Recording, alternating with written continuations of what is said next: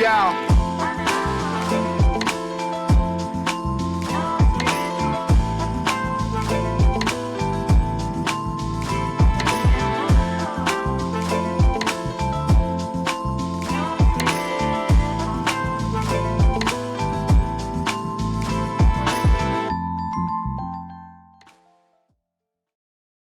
Okay, today our guest is Jason Trace of Cool Today Orlando. And Jason, welcome. Thank you. Thank you for having me. Absolute pleasure. Appreciate it. Can you share a bit about your role as GM of Cool Today Orlando and how it fits into the broader company vision? Yeah. So I mean, as the general manager, I mean, I'm basically, here to kind of drive and propel the business, full P&L responsibility. Just also making sure that I'm a champion for developing the right culture within the organization on a day-to-day basis. Making sure that I'm here to mentor, to guide, and to ultimately make everybody here better, and to also try to continue to learn on a day-to-day basis myself, so that I'm also sharpening my skill sets and trying to become the best leader that I can be. I see that value statement right behind you. And obviously, that sounds like a culture is a big part of what you do over there at Cool Today. I mean, I think, right, you gotta have integrity every single day. You've got to do the right thing in the business, do the right thing for your customers. Um, you know, we're constantly trying to get better, and customers have a lot of different options within the business, right, and within this space, and we've got to try to do everything that we possibly can to set ourselves apart. And for me, it's always about we try to do the right thing for the business, for the customer, and for our employees. Yeah, that's like the key to long-term relationships, isn't it? Instead of taking shortcuts, we do things the right way all the time, every time, and that's what gets us business for the long term. I love that. And that's the thing, right, is there's no shortcuts, right? I mean, you've gotta put in the time, you've gotta put in the work, you've gotta put in the effort every single day. There's a certain rigor to this business and just being on top of things, daily, and I think that's with every single piece of it, and there's a ton of nuance, right? I mean, there's fleet, there's, AP, there's just so many different things that we're trying to manage and keep our arms wrapped around daily.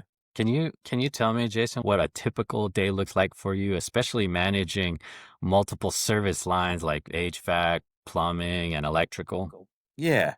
I mean, I get into the office early. For me, it's kind of important to look at, what happened the day before. Did we win the day yesterday? Did each different business segment hit their KPIs? Did we bring in the revenue? And if we didn't, what opportunities are there? And then I'm looking at our opportunities for today, right? How many calls do we have on our board for dispatch? How many different customers' homes are we going to be in on any given day? And then, kind of have a plan of what we expect to do, kind of calling our shot in the morning, right? We believe that of these 10 calls, we can close X amount. And I think just kind of having a strategy and kind of doing all my planning from there. And then typically 7:30, 8 o'clock, I think it's really important to have meetings. So every work group has a meeting Monday, Tuesday, Wednesday, Thursday. We want to bring in our people. We want to let them know kind of the good, bad, and the ugly. One of the things about me is I'm very honest and transparent, sometimes to a fault, but I want our team to know the direction we're headed. If we're doing well, it's high fives. And if we're not, then how do we improve? How do we get better? How do we course correct quickly? So then we do the meetings. From there, there's a variety of different, meetings and such that we've got to do with our parent company and with my boss, and just making sure that we're all kind of aligned, dealing with any customer care concerns. A lot of times there's things that, I have to get involved in, and then making sure that we resolve those as quickly as possible. Making sure that, from an inventory standpoint, I'll meet with our warehouse and do we have all the equipment that we need? Is there anything we're running low on? That's a big piece.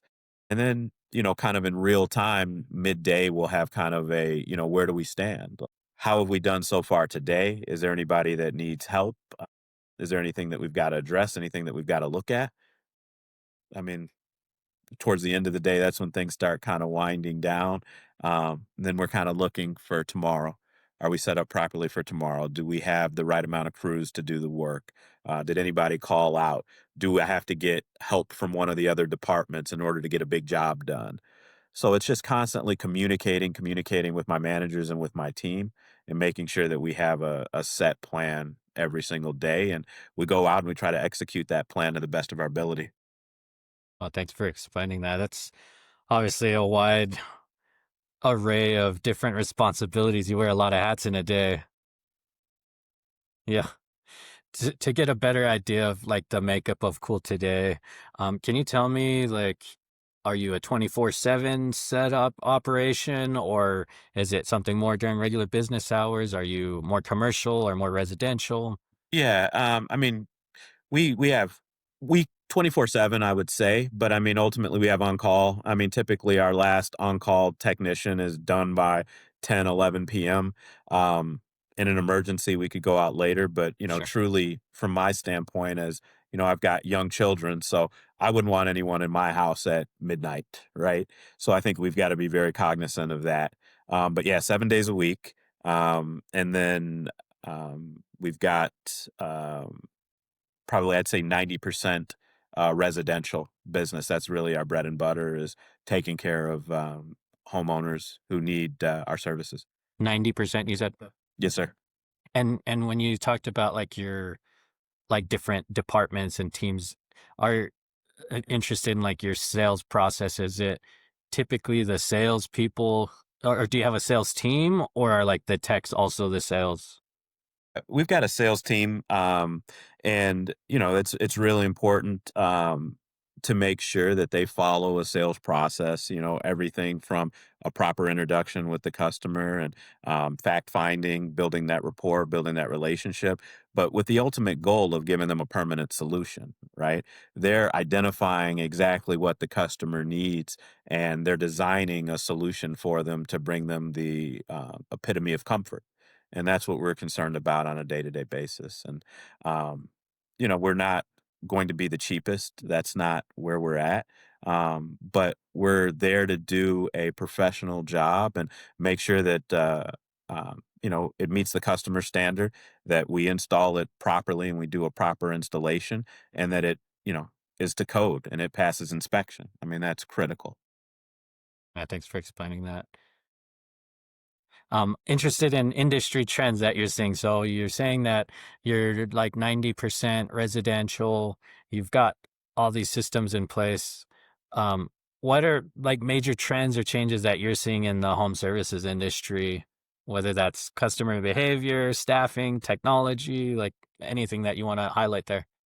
I mean, there's been a ton of things, right? I think kind of the advent of AI is something that's kind of prevalent within the industry now, and I think that'll continue to expand, especially as far as dispatching and putting the right call on the right technician, and kind of looking to simplify what route you should take to get to a customer's home, or moving calls to make for a more efficient route for techs. I think that that's something that's coming. There's other software um, that we don't have, but I know that it's in the industry called Rilla, and that's essentially your comfort advisors have a conversation that's recorded with the homeowner, and then the AI kind of goes through and kind of picks out what things worked, what things didn't work. So that you can almost do a ride along on every single call in theory that your comfort advisors go on. And that's something that no one is able to do currently, right? You've got one sales manager typically, and they're not able to be on every call every single day. But with that technology, you can have kind of a peek behind the curtain, which I think is really cool. The other thing I think is with the trades, it seems that a lot of people aren't going into the trades at the same level as in the past. And so I think it's really important in this environment to spend a lot of time coaching and training and teaching, especially if you get guys that are a little bit green. We've got to put in the time and in the effort to make sure that we can develop them properly. Yeah, that's such a good point. Like what staffing looks like, what the interest looks like in the industry from the young and up and coming generations, right? What do you think to attract them and then more importantly retain them after you've gone through that whole process of hiring and attracting? Well, I mean, I think, we're very fortunate where we have a really fantastic marketing director and a marketing assistant here local in our office. And I mean, they're just they're pounding the pavement day in and day out. And our in-house marketing assistant, I mean, she does just a fantastic job with culture and coming up with cool things like a spirit week, and just a variety of different things to kind of keep morale high and let everybody know that they're kind of involved in something greater than themselves. And I think that that's really a bona fide win for being able to attract talent and then to keep talent. And we're always looking to help develop people, and then to also show them that hey, we want to get you ready so that when a promotion or another job becomes available, that you're a candidate for it because you now have that skill set. Got it. No, that's great. Um, I'm interested in a little bit more about the makeup of your company. Like, obviously, over here, well, I'm in Utah. You're in Florida, so the makeup of your company when it says HVAC, plumbing, and electrical, is there one that's more bread and butter than the other for you? Like, what do those ratios look like for your company in that region? We're a newer location here in Orlando and still looking to get our name out there. We have a parent company that's been around since the 60s, but we've been around here in the area for about 4 years. So it's just really important that we let our customers know that hey, we can be your one-stop shop.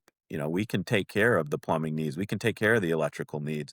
But yeah, we our bread and butter is HVAC. Understood. Thank you for explaining that.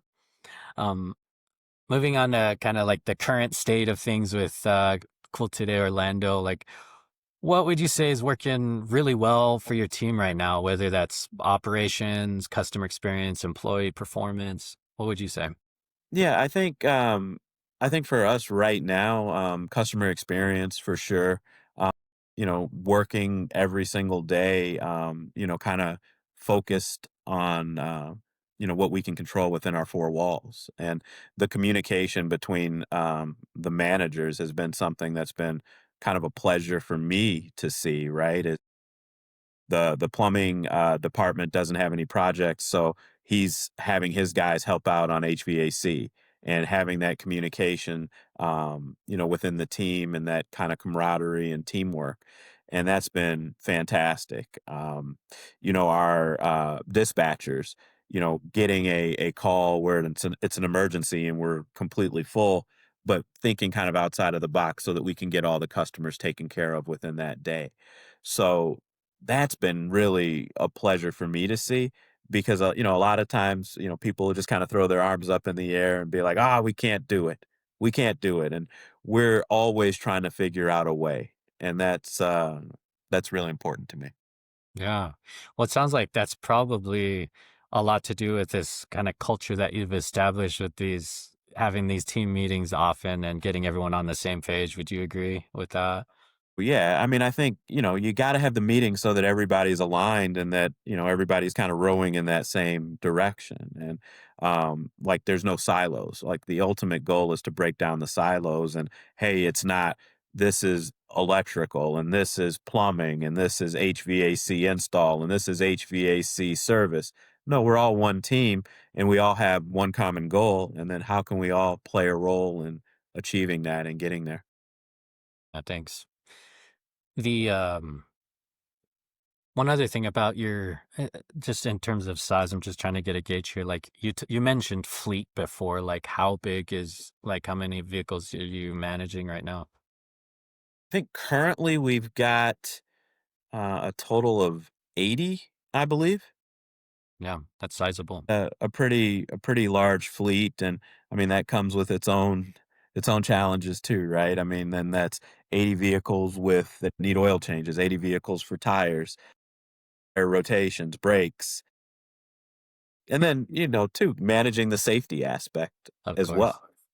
And does that fall under you as the general manager, or do you have like a fleet manager, or how does that work? We have a warehouse manager that does a lot of our fleet here, but, our company, Cool Today, has a fleet manager as well. So we have some support there.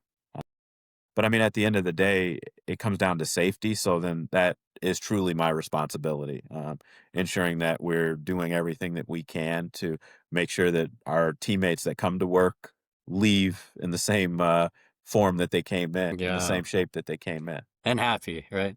and happy, and happy. Wanting to come back tomorrow. Like we like that. Um, Jason, what's been frustrating or tough to keep running smoothly, especially as you grow? What would you say?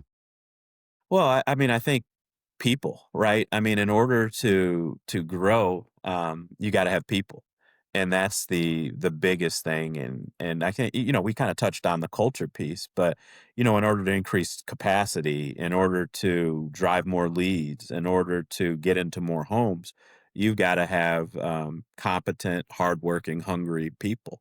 And summer is a challenging time because everybody is busy in the summer. So, when we think kind of the vision and long term, it's all right, we've got to make sure that we have a strong summer, but we've got to take care of our team so that when we get into the lean months, we can feed them and then they can continue to work and we can have them for next summer so that we can really explode the business. Where do you see the biggest areas to go after, like for growth with your company in your area right now? Is that in expanding the residential market? You said you're like 90% there, or is it interest in increasing commercial side of things? What would you say? Yeah, we're definitely interested in some light commercial. And I think that that's a place where we will be able to gain some traction. I don't think that we ever really focused on it at a high level in the past, and I think that that is it's definitely out there. And I mean, we can do jetting. The other thing that's I think that we have some opportunity with is water filtration and um, making sure that we're doing some water softeners and that type of thing because the quality of water in this area is not ideal. Pretty So hard. just educating our customers and then being able to also provide that service. So I think there's a lot of runway for growth, but it's, one day at a time, little by little, educating the customers and training our people to go out and provide those professional solutions. Yeah, certainly. Let's talk future goals a little bit. Like, where do you want to be as a team in the next 6 to 12 months? What does growth look like? I know you answered a little bit of that, but I mean, I think for me, I think typically because we're owned by a private equity company, and I mean, I don't know what budgeting is going to look like for next year, but in the past, it's been 15 to 17% growth. I mean, I believe that we could grow 50%. And that's kind of what I'm looking at is what do we need? How do we reverse engineer us being able to achieve 50% growth? So, how many more comfort advisors do we need? How many more vehicles do we need from a CapEx standpoint? How many more teams do we need doing projects? And then, how do we make that happen? Like, that's the exciting thing for me. How much commercial work do we need to do in order to get to that level, to that point? yeah, those are great insights. And, I think it is different. And you could maybe speak to the nuances a little bit more of working for like, I don't know if you've had experience working in the past for more of like a mom and pop type shop versus something that's funded by private equity. What are the biggest differences you see there? I haven't really had a mom and pop. Okay. I will say I did. I was a regional sales manager in automotive for a few years, and we worked with franchisees. Okay. I worked with franchisees, and that was different because even though there was a franchisor who I was employed by, like these were individuals who essentially were business owners, right? And then they kind of grew those businesses, or sometimes, they were handed down from a grandfather or a father. Um, but there was a lot of less decorum sometimes in those in those situations, and Mhm. those guys were a little bit maybe rough around the edges sometimes.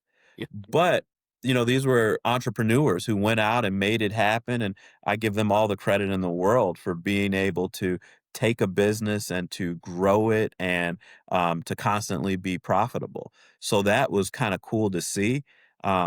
I think in a private equity backed environment, there's a level of professionalism. There's a higher heightened probably level of accountability. Whenever you have investors, you know, people you have to hit budget. That's kind of the ultimate, right? And so all of my activity is really geared around how do we achieve that, in order to satisfy that piece. But I'm also concerned personally with how do I increase the quality of the lives of the people that work here? How do I create enough opportunity and enough situations for them to be able to provide for their families at a high level and to take care of their families at a high level? I really think you're hitting the nail on the head with that because it's easy to get caught up in numbers and what returns look like, right? But at the end of the day, it's like, oh, you go home to your family, I go home to mine, and I gotta like what I'm doing. If I don't, then I'm no longer part of the picture here. And so like, yeah, you addressing that is really meaningful, I think. That's deep. Thank you. No, no. I mean, I think that's important, right? Because, again, without our people, without our customers, I mean, then there really is no company. So we really have to do right by those two in order for the company to thrive. No doubt. No doubt. Um, if you could solve one major headache right now that would go away tomorrow in the business, what would you say? Man, it would I'd have to go with the HVAC portion. Okay. The new refrigerant, it has just been very challenging to capture the 454B. It's been challenging to capture, challenging to get. Um, and so that transition from the old refrigerant to the new refrigerant, um, and then, manufacturers not necessarily having parts readily available or equipment readily available, kind of all of that happening this year. Yeah. If I could wave a magic wand and have that disappear, that would make everybody around here happy. For people not familiar with it, could you give a little bit of background on that? Yeah. So, ultimately, the government said, "Hey, the refrigerant that you're currently using, that everybody is using, we're going to phase that out because it's not great for the environment. So we have a new refrigerant that we're going to be introducing, and the old refrigerant you can still purchase, but those units are no longer being manufactured." Started January 1st of this year. So all the new units have this new refrigerant 454B, but apparently it's not being manufactured the way that they thought it would be. So it's just very kind of scarce and hard to come by. So whenever we have a business partner that has some, we try to get an order in, and I mean sometimes you're waiting 2, 3, 4 weeks for that order to hit. But that's just It's it's something that we got to navigate. it's this weird induced bottleneck, right? Where regulation and government meets private business. I've seen a very similar thing happen in heavy equipment with particulate matter. They're like, hey, there's these emissions. We've got to like go ahead and close that up with these very specific filters. The problem was, and here's the phase out date. But hey, they haven't manufactured these filters to spec. It doesn't quite work. But we're gonna find people. We're gonna do it. Yeah. No, I definitely see that as a regulatory thing. Aside from that, like what kind of headache would you say outside, like, let's say that one was solved, what would you say? Gosh, if I could solve that, I'd be living the dream because it kind of flows into a lot of different things, right? Is like you have an older system that breaks down and those systems aren't being manufactured anymore. So finding parts in order to fix those systems too is challenging. And then, with the newer systems, like if you don't have the refrigerant, then that's a challenge. And then trying to um, you know, shake and bake and to grab it. And then, the new systems that are coming out, they're not always charged with enough of the refrigerant. So even with new installs, you're having to put a little bit extra in those. So Yeah. Well, and it sounds like it's just this domino effect, right? Because as like hot summer comes into place, you need something that you can't get a hold of, and the orders back up, and then it's like you have to start putting jobs off while new ones come up, and then remember to get back to the old jobs. Like how are you doing this, Jason? I mean, it's we've got a great team, right? I mean, Awesome. from dispatch to warehouse, and I mean, it really is just making sure that we log and that we then communicate with customers regularly and at a high level. Because at the end of the day, I mean, a customer doesn't want to hear my parts on back order, right? Yeah, of That course. that doesn't work. So we've got to be able to do whatever we can in order to get them cooling and to get them comfortable. And that's what our ultimate goal is every day. Yeah. No, you bring up a great point there. It's like I don't care the details of how I get cooled off in my house. I just want cold air happening so I'm not feeling like I'm dying, right? Customer experience. Well, great. Jason, it's really been a pleasure chatting with you today. Wanted to just put out there if anyone wants to get a hold of you, learn more about what you do and what you're all about with Cool Today Orlando, how can they reach you? I can share my email address. They can shoot me an email. I mean, I'd be more than happy to have a conversation. Or, I mean, if anybody needs some home services help, we'd be happy and would love to get out there and take care of them as well. Awesome. Thanks so much, Jason. Absolutely. Thank you.